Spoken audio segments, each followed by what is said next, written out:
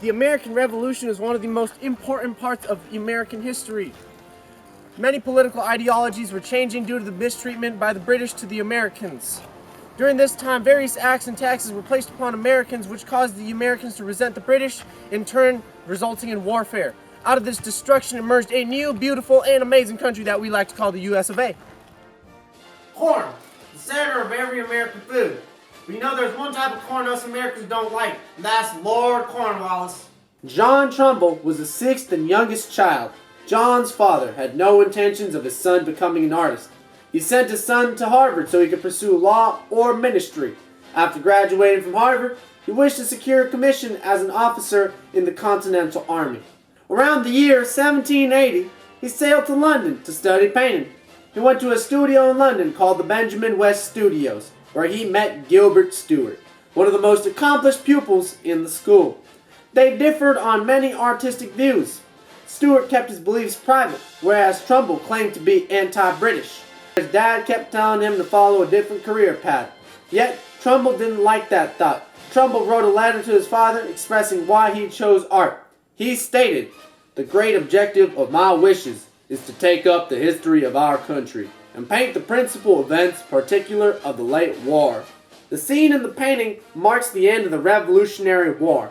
The defeated British Army marches between the Americans on the right, led by General George Washington, and the French on the left, led by General Jean-Baptiste Rochambeau.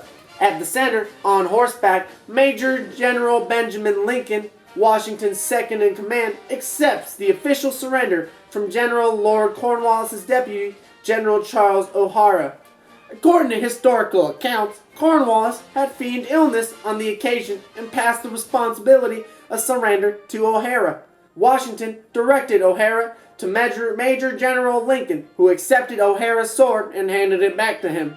Trumbull's plan was to create a series of paintings depicting important moments in the American struggle for independence. Surprise. Get that corn out of my face!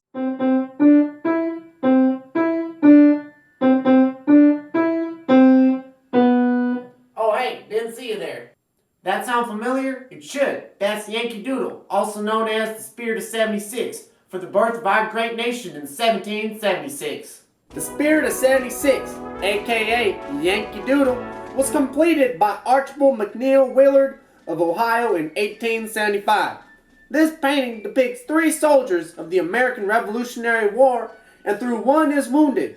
The soldiers march on with the spirit and determination. The painting generally symbolizes the spirit of the American Revolution and was exhibited at the 1876 Centennial Exposition in Philadelphia, where it, quote-unquote, stirred the heart of the nation. Willard searched for models whose faces would express the courage and determination of the early patriots, and it is said the drummer in the middle is modeled by Willard's father.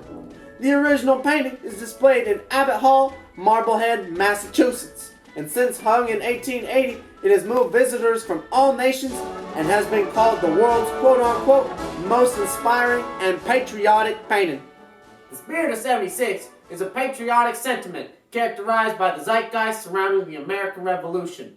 It refers to the attitude of self-determination and individual liberty made obvious in the Declaration of Independence.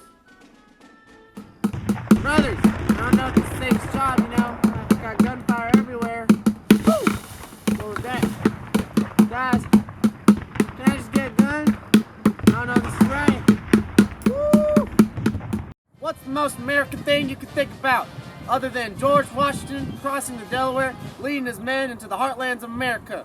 A painting that will be remembered for generations to come.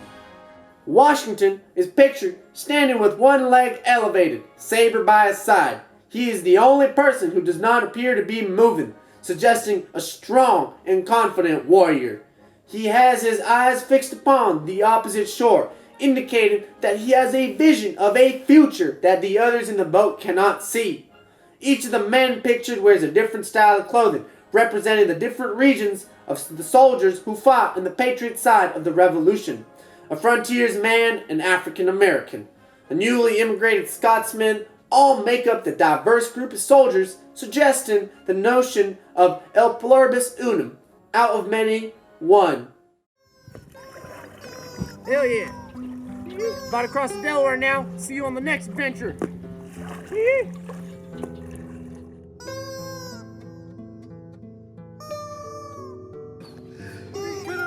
Okay.